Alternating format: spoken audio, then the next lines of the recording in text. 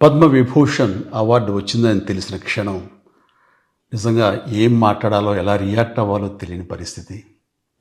మన దేశంలో రెండవ అత్యున్నత పౌర పురస్కారం పద్మవిభూషణ్ లభించినందుకు నాకు నిజంగా చాలా సంతోషంగా ఉంది.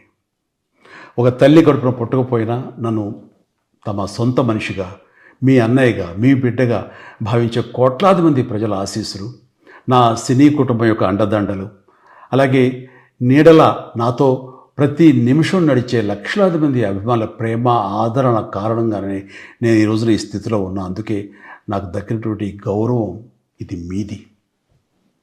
మీరు నాపై చూపిస్తున్న ప్రేమ, ఆప్యాయతలకు నేను ఏమి రుణం తీర్చుకోగలను?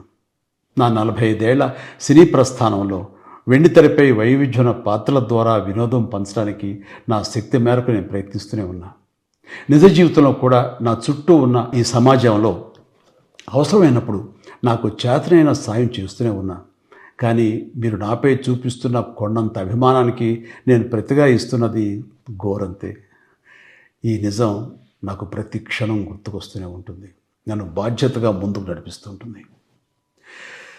నన్ను ఈ ప్రతిష్టాత్మకమైనటువంటి పద్మవిభూషణ్ అవార్డుకి ఎంపిక చేసిన భారత ప్రభుత్వానికి, గౌరవ ప్రధాని శ్రీ నరేంద్ర మోడీ గారికి నా హృదయపూర్వక కృతజ్ఞతలు. జై హింద్.